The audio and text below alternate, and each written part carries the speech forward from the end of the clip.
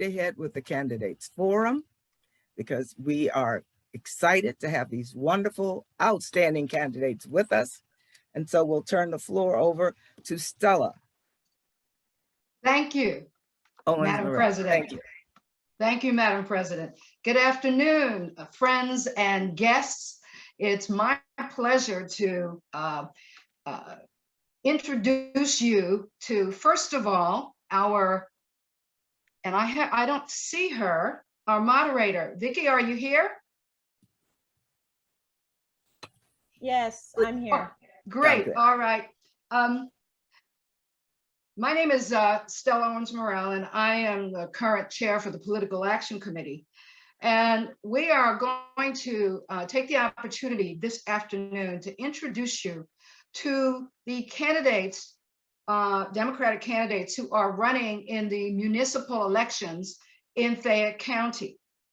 Before I do that, I just want to request one housekeeping matter. We have one of our members, Beverly Hood, is going to be manning the chat for any questions from the audience. And we would ask that when you pose your questions in the chat, that you also include an email address in the event that we do not have the time to read or enter into all of the questions in the chat, so that the candidates will have an opportunity to respond to you individually. Now, it's my pleasure to introduce our moderator, Vicki Butler.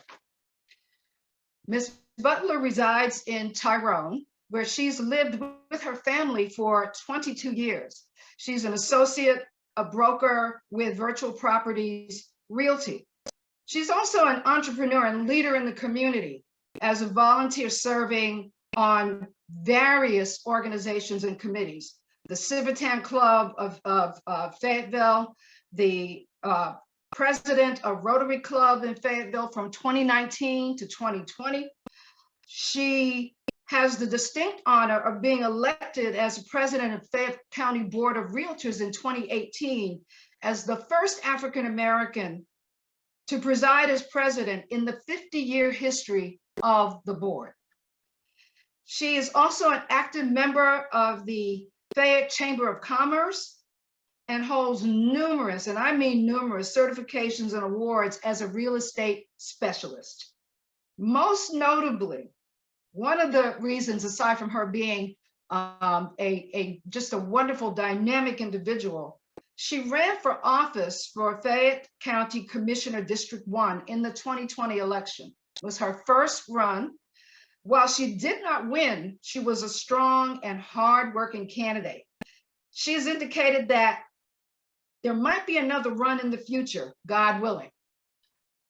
It is my pleasure to introduce to you Ms. Vicki Butler. Vicki? Unmute. Unmute. I will. Okay. Thank you, Stella. I appreciate it. Also appreciate the opportunity to be on this side of the questioning this time. It's a huge relief. So I can really let my hair down. So could I just say one thing I forgot to add before is the time limit for each of the candidates to introduce themselves is now 4 minutes. 4, okay. And we will be keeping time and we'll be giving you a 30-second warning before your time is up. There will be more opportunity to speak as we get into the candidates introducing themselves, stating their platforms, and then questions will follow. Go ahead, Vicki. All right, thank you, Stella. So I'm going to introduce the candidates to you, and candidates, as I introduce you, if we could answer the questions in the order that I'm introducing you, that would be great, just to keep things in line. So the first candidate is Rick Bryant. He lives in Peachtree City, and he's running for Peachtree City Council, Post 4. Nick Ferrante also lives in Peachtree City, and he is running for mayor. Kevin Madden, Peachtree City, City Council, Post 3, and Taiwo, Idowu, might have gotten that last name a little incorrect, Tyrone Council, Post 4. So if each of you could just give us a 4-minute introduction on who you are and why you're running. So starting with Rick Bryant. Yes, in the order that I introduced you. If you all can't remember, I'll remind you. Okay. Thank you. Mr. Well, Ms. Bryant? Butler, Ms. Butler, mine is pretty easy. You introduced me first, so I think I'll go first on this one. But I want to say thank you guys for having me today. It's a real privilege and a pleasure to be here, and I truly mean that. I have 4 minutes to explain 4 things to you, which is why I'm running, what I stand for, why I deserve your vote, and I'm sorry, I'm getting my technology together here, and give you an introduction to myself. I'm sorry. So first and foremost, guys, I'm a servant of Christ, and that's probably a good thing because in my day job, I'm a minister at Joy of Faith Christian Ministries. It's in Tucker, Georgia. And I am glad that my church is outside of Peachtree City because I like to tell people that I have zero financial interest in Peachtree City. So I'm running to do the will of the people and not to protect my own interests, as several of the businessmen, the small businessmen here in Peachtree City that are either on council or running for council seem to do. I'm a family man. I've been blessed to be married to my lovely wife for 13 years, and we have 2 wonderful children that attend Kedron Elementary. Why am I running? For 2 reasons. First and foremost, this is a spiritual calling for me. I wish I had time to delve into that, but that'd take 10 minutes alone. And also, I am highly qualified to help our city, to help lead our city into the future. I'll discuss my qualifications a little bit later on. What I stand for. Certainly, I want to preserve Peachtree City's green space, and I'm the only person running for council that have children of school age, and most other people's kids have aged out of the school system, and it's just really not a thought for the people that I'm running against. No one even mentions the school systems in Post 4, but the school systems are a huge attraction to Peachtree City, so I want to keep them well and viable for the next couple decades. With the school systems, I want to make sure that we have a favorable relationship with Fayette County Board of Education, because that's pretty tenuous right now. And I also want to make sure that we have balanced resources across all the schools in Peachtree City. I'd also like to resolve citywide traffic issues. Most people focus on 5474, but we have several other hot spots, and most of the alternatives that they have right now to resolve the issue on 5474 simply kicks a can down the street. We'll have to dump that traffic back into 54 up near our schools where there's already some hot spots. So I want to take a comprehensive view of traffic and resolve that issue. We have to focus on golf cart path safety right now, especially our seniors are having a real tough issue with that. And then I want to help Peachtree City plan for the future because unfortunately, we've reached our limits on growth in the city, and there's not a plan for annexation, and there's not a plan for redevelopment. Until we get those things under wraps, it's going to be really hard for us to grow. Why do I deserve your vote? First and foremost, I'm already doing things in the community that city council should be doing. My campaign sponsored 3 coups just to get that venue. It was a coup just to get that venue simply because people would like to have separation of church and state, and we couldn't even campaign there. But it was so important for me to fulfill that duty to the community, especially since young kids up to as young as 12 could get the vaccine. I felt like my campaign was doing its part to keep the school system open. You now have Also, 30 seconds. You now have 30 seconds left. Go ahead. Okay, let me switch and talk to my qualifications. At 27 years old, I managed $500 million in managed assets for Wachovia Bank.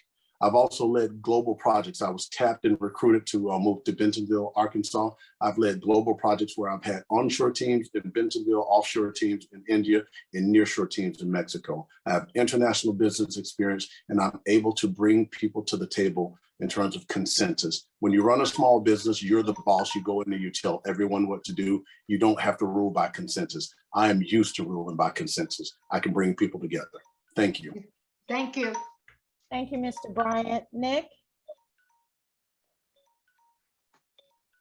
Good afternoon, everyone. My name is Nick Ferranti. I am running to be Peachtree City's next mayor, and the best way that you can help me accomplish that is by voting on November 2nd to make that happen. You should be voting for me. You should be voting for Rick. Kevin is an excellent man. You should be voting for him too. You've got three wonderful candidates within Peachtree City's mayoral election and council election. So we would love your vote. In addition to that, there's just a little bit about me, although I began to feel redundant at this point because I have been running since October 21st of last year. So I have been telling my story for a long time to a whole lot of people. And if I say anything you've heard a million times, I apologize. But bottom line, I was born in Peachtree City. This is my home. It's my hometown. I grew up here. I've always loved it. I like to joke that I was never the 15-year-old that complained about Peachtree City being a boring place or having nothing to do, because my parents divorced when I was very young, and my dad moved out of Peachtree City, and he first moved to Noonan, and then he ended up in Ohio, and then he ended up in a little suburb just outside of Milwaukee. And all of them were super nice, super cute, super clean, super safe suburbs. And they were all really, really boring too. But the main difference was they did not have golf cart paths. So not only was it boring, it was boring without paths. And so I was never that teenager or young person who complained about this place. And I knew that eventually, regardless of where I may have ended up in my young adult life, that when we started having kids, or when I started having kids, that I would want to come back to Peachtree City. And so my wife and I did. We moved back about 7 years ago when my firstborn daughter was about a year old. We were living in Noonan at the time.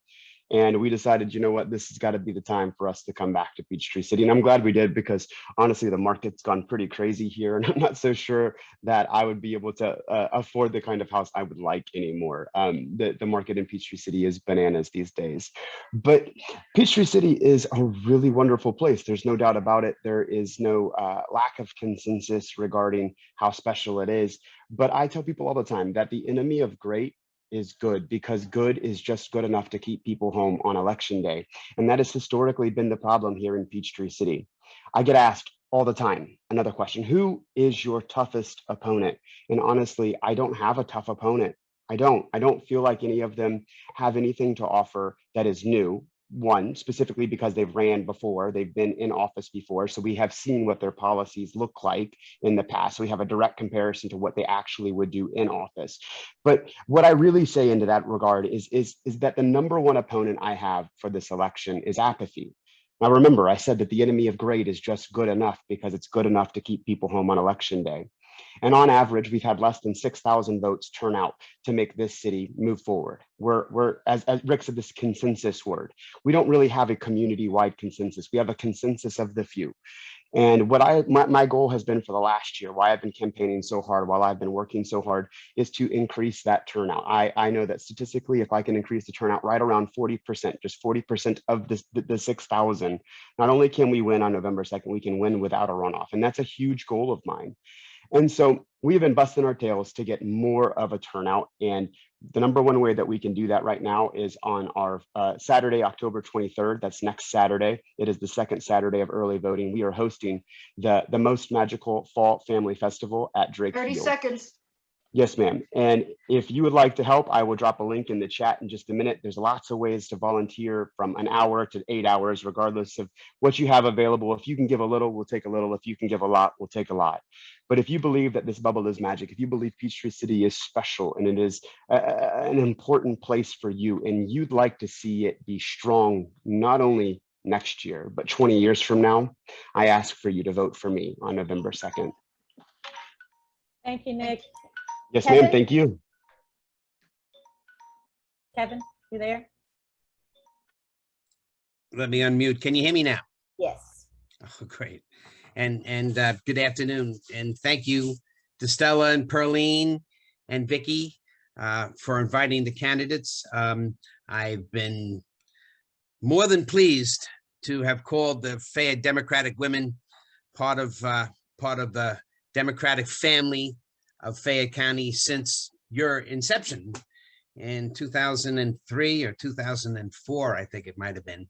But anyway, I'm delighted to be here again. For those people who don't know who I am, I'm Kevin Madden. I moved to Peachtree City and in Fayette County 24 years ago with my wife and 3 boys. My sons were all educated in the Fayette County education system and graduated from McIntosh High School. My wife still teaches in Rising Star in the middle school. I am a Eucharistic minister and a lector at Holy Trinity Church here in Peachtree City, and I'll be doing that job at 4 o'clock this afternoon. Anyway, 4 years ago, the good people of Peachtree City elected me their councilman, and I am the only incumbent running on the ticket in Peachtree City, and proud to have served our community. And since I am an incumbent, I'm running on my record. And some of the things we've been able to accomplish over the past 4 years is to ensure and maintain that our police and our fire first responders have all been given the most modern equipment to protect them and us and keep our property secure and safe.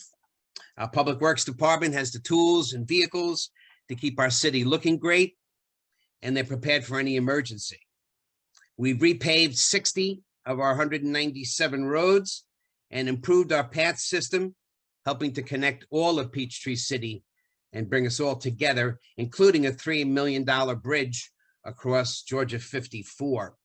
We took a field full of weeds, overlooking a ditch full of weeds, and created constructed an award-winning dam and spillway, and also built a beautiful park in Drake Field and created a 9-acre accessible spyglass island for all of our different villages to appreciate and enjoy.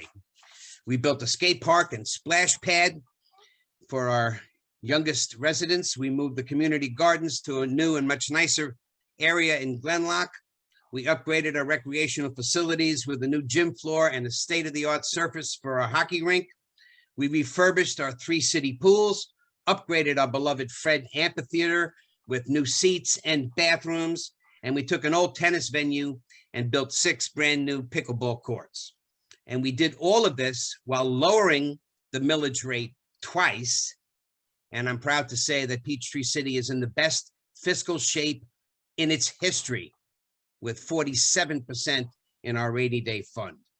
When our local businesses were closed and hurting from the pandemic, our council refunded part of their tax burden without any prior notification, 30 just seconds. a check in the mail. We supported our restaurants, and I respect all of our business owners. We have challenges ahead, new school without any roads to get us there safely and securely, and a lot of different things that are coming up where I'm asking for your support so we can continue to work hard for all of our citizens in Peachtree City and keep making us the place where everybody wants to come live. Thank you. Thank you, Kevin. Taiwo? Hello, everyone. Yeah, Vicky, close, and Taiwo Idowu.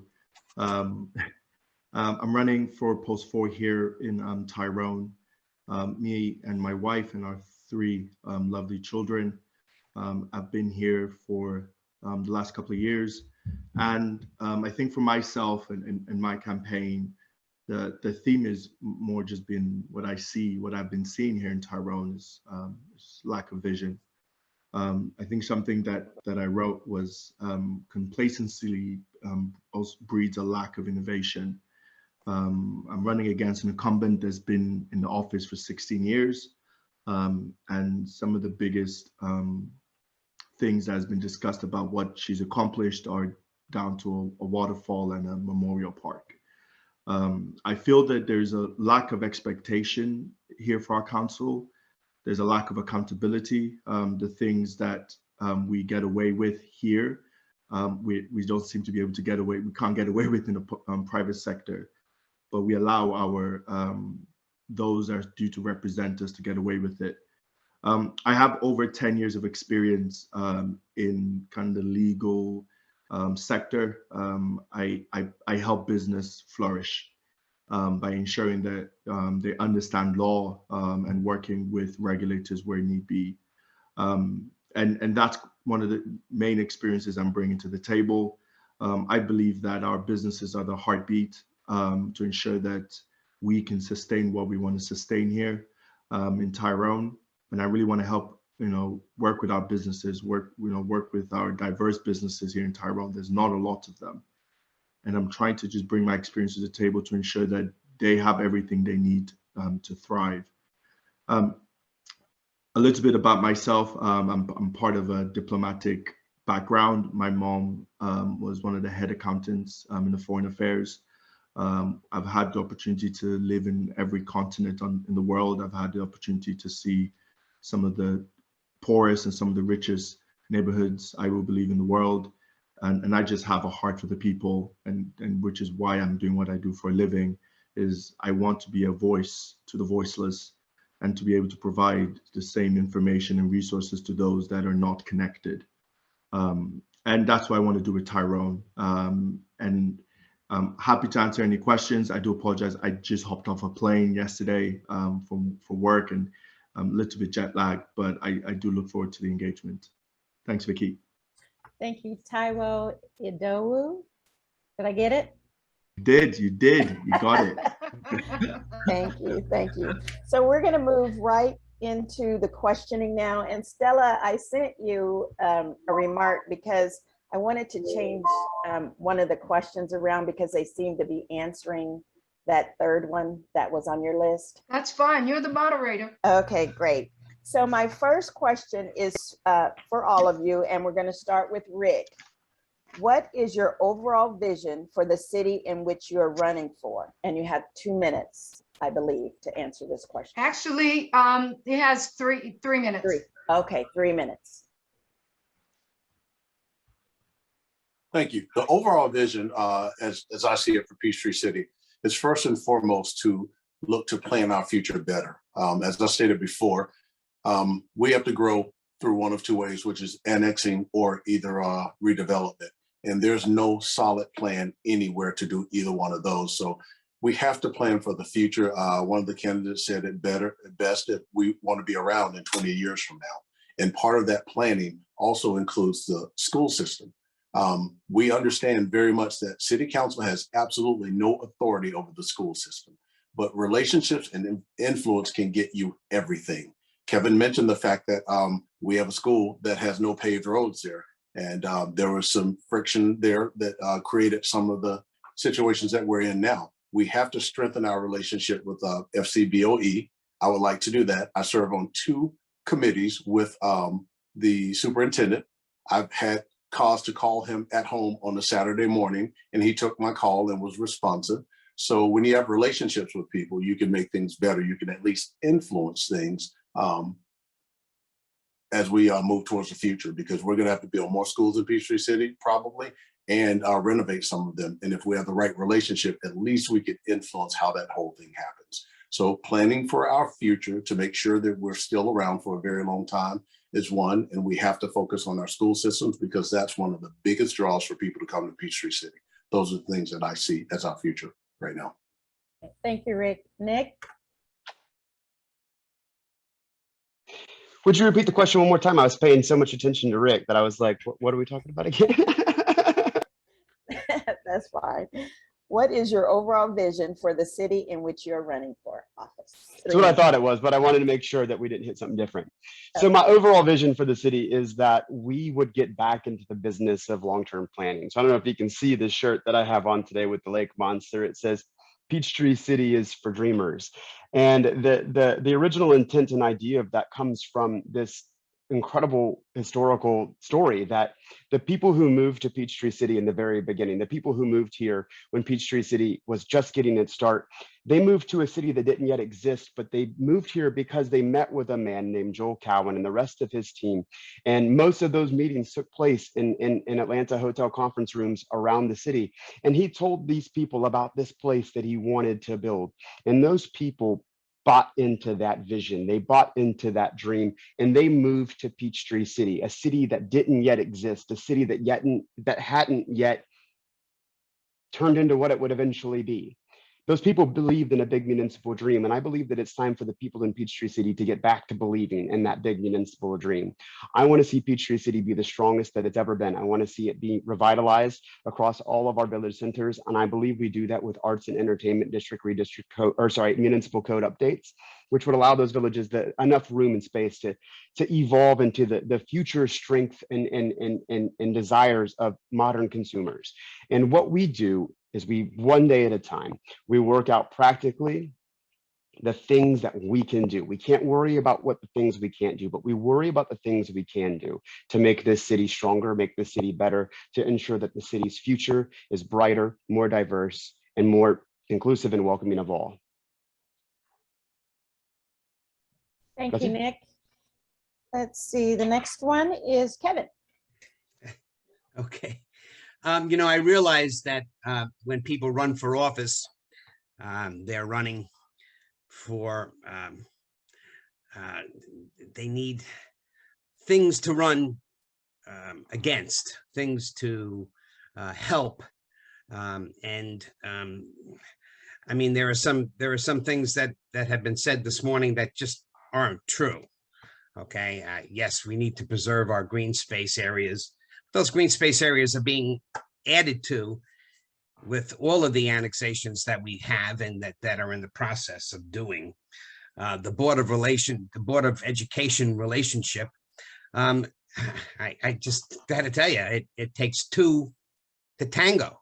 Okay, if the Board of Election or the Board of Education does not want to have a good relationship with Peachtree City, it doesn't matter whether I send Mother Teresa to visit with these guys, they're not going to be cooperative. Okay. The traffic situation, you know, we've got $10 million of the $30 million to the whole state of Georgia coming to Peachtree City to put the displaced left turn lanes in 5474 intersection. Okay, that's going to cut a 4-phase light down to 2 phases, and it's going to help. It's going to help a great deal. The only solution to that is a north or a south bypass, and of course that also takes the good people from Tyrone and the good people from Coweta County to assist in creating those bypasses. And at present, it doesn't matter how many delegations we send to meet with these people, if they're not interested in widening their roads because they want to maintain their rural character while ignoring what the good citizens of Peachtree City want, that's a difficult situation. Okay, and you know, frankly, I'm amazed. We have no plans for development, no plans for redevelopment. We own 3,700 acres of green space. The other property in Peachtree City belongs to private citizens. Okay, it is their constitutional right to determine what they want to do with their property, and then work with the local government to ensure what happens next. Okay, we've taken the funds that we've had available and put them towards the most depressed areas in Peachtree City. The $3.5 million bridge right outside of Windmead, this new skate park, the new splash pad, the refurbished pools, the community garden in the Glenlock section, which is also the most depressed section area of Peachtree City. And already it's being redeveloped and revitalized. So I understand that, you know, people need things to run against, okay? But what, you know, when I ran for the first time, I ran that city government is the one that can most influence what happens. Okay, now I'm running as an incumbent, and it looks like I've been sleeping for 4 years, or the whole council has been sleeping for 4 years, rather than making this city the most desirable city on the south side of Atlanta. Okay, Wow. period, the end, the best. Thank you, Thank you. Kevin. I'm hoping our participants were able to determine your vision in your answer. But if not, you all can contact him directly for that one. Absolutely. All right. So Taiwo. Yeah, so for me, for Tyrone, it's kind of split into two. One is my immediate vision, and one is then my long-term vision. My immediate vision is that we need some significant investment in our youth and family. The options of what's available. I mean, Tyrone now has 60% of the population is under the age of 45, young families and adults and teenagers. And the options of activities are basketball court and a very old recreation center. We need to invest in, what I would say is the next generation of Tyrone. And we need to be able to provide our citizens here with a lot more option. And I know that Tyrone as well is sitting on a significant amount of money, good day funds where, planning for the inevitable, but the inevitable has never happened, when the money could actually be used to actually make the town more desirable for our youth and our kids and our families. I would love to be able to bring programs, activities to Tyrone to be able to make sure that our children have options for tomorrow. The Internet of Things is the future, and we need to be prepared for that. And we can bring those kind of trainings here and provide more than just sports. And it's more than sports, but at the same time, sports is an element of it, but we've got to think of things from a holistic point of view. And my future plans then is going to be working specifically to be able to bring the right businesses to Tyrone, right retail businesses, right industrial businesses to Tyrone, and really increase our tax revenue, because there's a lot of things that the people of Tyrone want. They want multi-use paths. And I always tell them that, I love multi-use paths, but Peachtree City has taught us that it costs a lot to keep them maintained, and we need to be able to have the revenue on a consistent basis to do that. And we need the right businesses here in Tyrone to be able to provide us that. So, I would love for us to be able to, my future plans is we have the right businesses. And I work in the startup industry. I've been in startups for a while now, and startups can be able to bring significant revenues if they're better funded and they have the right regulation. And I would love to be able for Tyrone in 20 years time to be known as a startup hub, where businesses, that want to start from nothing, have the right business friendly regulation and have funding there for them to be able to do that. So that's my short-term and long-term vision. Thank you. And our last question, and still I'm going to switch it up a little bit here. So what makes you a good leader, and why should the people vote for you? And I'm going to start, let's start the other way. Taiwo, you go first on that one. I think for me, and I expressed it briefly at the start of the conversation. I always remember when I was in Hungary and Gabon and some of the countries I've had the privilege of living, and my mom, and she was really good at this, would always take us to the what would not be known as the safe neighborhoods or the very deprived neighborhoods, and she would spend majority of her time there trying to educate people, provide trainings, whatever she, as an accountant, she would work with local charities to try to make sure that their books was okay, and she would always make sure that she was helping the ones that society might have perceived to not be there for. And that engraved something in me, because, one of the things that I noticed that people that are in these kind of societies are, one, lack of information, and two, just lack of awareness. And that's when I told myself, I will do everything in my power to make sure that, people don't die because of lack of information. We equip the people with as much information as possible so that they can make sound decisions, which is what I do for a living. I equip businesses, small and large, with the right regulations for them to be able to thrive. That if they don't succeed, it's not because of lack of information or lack of resources. It's just because it just wasn't for them at the right time. And I love America because, at least well done for trying. And for me, I believe that that's one of the key things for why I believe that I will be a good leader, is because I want to be the voice for the voiceless, and I want to be able to provide people with information, so that we have the best opportunity to live and enjoy this thing called life, because we only have one of it. Thank you, Taiwo. Kevin. Thank you. Me again. Okay. We have a terrific city manager in John Rory, and one of his expressions he has about leadership is, have you sat in all the chairs? And he was a fireman and then a fire chief, and then before city manager, he ran the public works department, and he sat in all the chairs.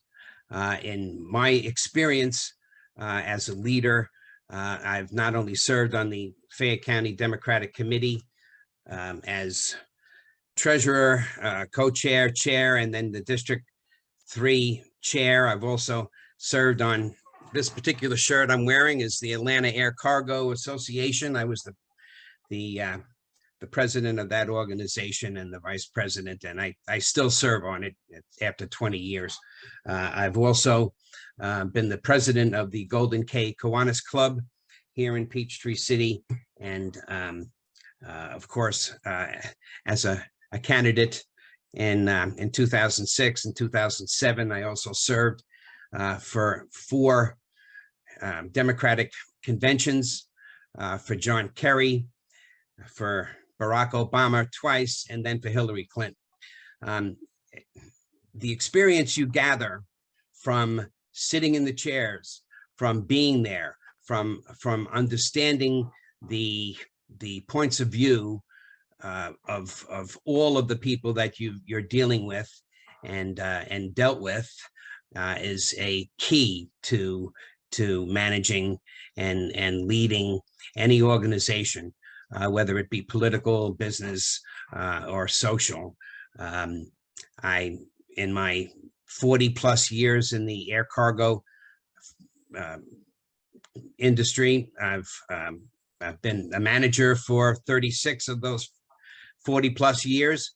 And whenever my guys had to do a really dirty job in building up some cargo, and it was late Friday night and they all had dates and they all wanted to go home, they knew that if I told them to do something, that I'd be standing right next to them, helping load the pallets and getting the cargo prepared for the aircraft. So you lead by example, you lead with your experience, and it's who follows you. You know, there's a lot of leaders who look behind them and there's nobody following. So I don't know where they get the title leaders, but I think that for the people who have known me best over my lifetime, they'll say, you know, he's an honest guy, and he's always willing to help, and he'll never give you a nasty job that he's not standing right next to you to do. So anyway, that to me has always been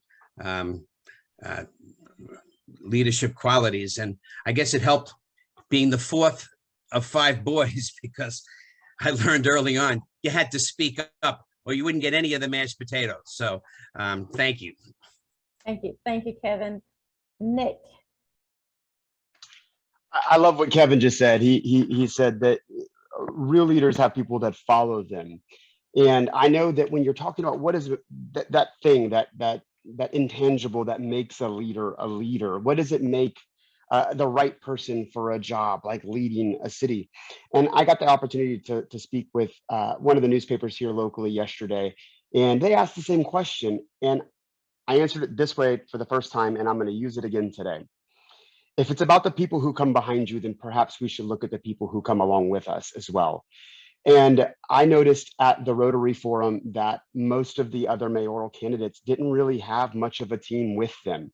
And I was surprised by that, because not only is it a lot of work to do all of this campaigning, but it's a lot of work to even set up a table at a booth and then man that booth when you're busy doing something else or talking to another person. And at the end of the event, I noticed again that most of the other candidates didn't really have help, and several needed help. And so I had my team help them carry some of their things to their car. And actually, I didn't really even have them do it. Most of the people on my team just naturally did it because that's the kind of people they are. And those kind of people that help me and are willing to help others that are running against me are on another level. and honestly, I feel very undeserving of their support, their contributions to my campaign. I mean, Joe Clark, he is an incredible man in his own right. He's a city councilman in Fayetteville. He is part of my campaign management team. Don is another man who is part of my campaign team, and he is like a regional manager for Harbor Freight. And that doesn't sound like a big deal until you realize that his territory is like 17 states and 300 stores, and he has like 6,000 direct reports. But he's chosen to come alongside me, and has his wife, who is a behavioral analyst, and she's brilliant. And another person on this call is Karen Rands, who has tons of experience doing a ton of things within the world of elections and campaigns, but yet she's chosen to be a part of what we're doing. One of the original members of my team. Barb is on the call today as well. Another brilliant woman with a lot of things going on in her life, an excellent mother with many, many other responsibilities, but chooses to be a part of the campaign, to help go wave signs, to go deliver signs, to be a participant at our yard parties. And if we're talking about what makes a leader, and we're saying it's the people who come alongside and behind them and the people who are following them, then honestly, I've been blessed to have people who are incredible follow me. 30 seconds. So yeah, that would be the primary answer that I would have. I mean, I have a ton of experience doing a lot of different things. I would say that I'm a change agent manager. I have a degree in organizational leadership. I pastored and worked in churches. My focus was on building large organic organizations like churches. With my school, I'm also a certified life coach. So I understand how to work with different modalities, both on inspiring people to do things their way, but also helping them figure out how to do it on their own. And I think that'll mean a lot for the city. Thank you, Nick. And Yes, our ma'am. last speaker is Rick. Hi, thank you for the opportunity. For me, guys, leadership is about having knowledge. You have to be knowledgeable in your area. And as a management consultant for Accenture, I was paid to walk on site and be the expert in my domain, to understand it, not have many questions, to get up to speed quickly, and to lead a team, not only in resolving that issue, but to set the company up for the future. We were taught to do that because that also brought, upsell of business as we went forward. So you have to be very knowledgeable to be a good leader. You have to be disciplined. Discipline means not just in how you do things, but also making sure that you stay focused and don't allow things to allow you to react very badly and take you off the vision. So discipline doesn't just come from practices. It comes from being able to shield yourself against things that are coming at you as well. I've been able to do that for my entire career, especially again as a consultant, because you're always going to have naysayers within the company that would like to do things differently. But when you understand your domain and you can express that very well and you can demonstrate it, then normally you get those people rolling along with you at the end of the day. You also have to have the ability to communicate effectively, which means focus on what's in front of you, help people to understand very much the goal of what you're trying to do.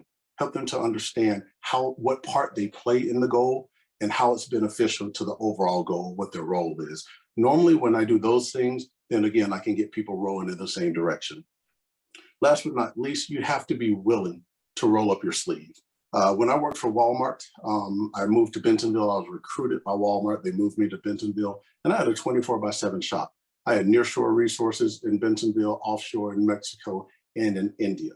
One of the things that helped me to lead that team very well was simply understanding that our laws did not apply in Mexico and in India. So I had to rule by consensus. I had to be able to bring people to the table. And the way to do that was to display my knowledge by rolling up my sleeves, getting in there. If I needed to code to help them understand things better and to get through a process, I would code. If I needed to pull queries in SQL Server, I literally had the ability to do those things. I displayed those abilities to do those things, and people were able to work with me because they understood that I knew their job. I understood how hard it was, and I was asking them to do things for the greater benefit of the team. I've never had a problem in leading and leading well. It is really about understanding your people. One of the things I would like to say as well is when I worked with international teams, sometimes if my team onshore would get a little lazy, they'd say, well, there's a language barrier. And what I would have them understand is, no, we're all speaking English. The people in Mexico are speaking English. The people in India are speaking English. We may have to work with accents, but if we take the time to learn the rhythm of the way the person speaks, you'll get 90% of what they say. So it really is about assessing your situation, understanding it, and implementing things that are going to get you past your roadblocks. That's what I believe leadership is. Thank you. Thank you, Rick. Really appreciate all the candidates stepping up and being here this morning, this afternoon, to answer questions for the Fayette Democratic Women. Before I turn it over, if you candidates would just, if you haven't already done it, just take some time to enter your campaign contact information in the chat box for all the participants to see. And Stella, with that being said, I'm going to turn it back over to you. Thank you. First of all, I want to know, are there questions in the chat? Because I'm going to wrap this up with words of wisdom from our esteemed moderator. Beverly, do we have questions in the chat that will be referred to the candidates? We do not at this time. Okay. Just Thank you. some support and congrats. Thank you very much, Ms. Hood. Okay. Now, Ms. Vicki, what Yeah. words of encouragement and advice would you give to particularly the first-time candidates for office in this election? We have one firmly seasoned candidate called Kevin. The question is, what advice would you impart to the first-time candidates running for office? Thank you, Stella. First of all, the experience and the journey was amazing, and I wouldn't trade that for anything. I also realized that I would never run in a position where I didn't claim a party. And so the Democratic Party machine in Fayette County is strong, active, vibrant. They're there for you. And so what I learned through all of that is take care of the people who are taking care of you. And I guess Nick kind of hinted toward this a little bit, but when you have volunteers working for you and working very hard for you, you need to be there for them as well, because it's really not about you, it's about the people that you are wanting to serve. And when you show appreciation for the journey and for the help, it will come back tenfold. And I truly believe that. Thank you very much, Ms. Vicki. Now, the only other thing that I wanted to say is there has been a call put out on our website and in our meeting invitation to all who are interested and available to assist the candidates in their campaigns. Phone banking, canvassing, there's been a request for sign waivers. I would ask that anyone participating in the meeting today would post their email address and their name indicating their willingness to participate with these candidates to get them elected. It's about time for an additional change in Fayetteville, Peachtree City, and certainly Tyrone. I want to thank you all very much for this opportunity. Okay. Thank you, Stella Owens-Morell. What a wonderful, wonderful time we've had listening to these outstanding candidates. Ladies and gentlemen, would you unmute yourselves for one quick minute and let's give them a round of applause. Just unmute. Thank you, thank you, thank you, one and all.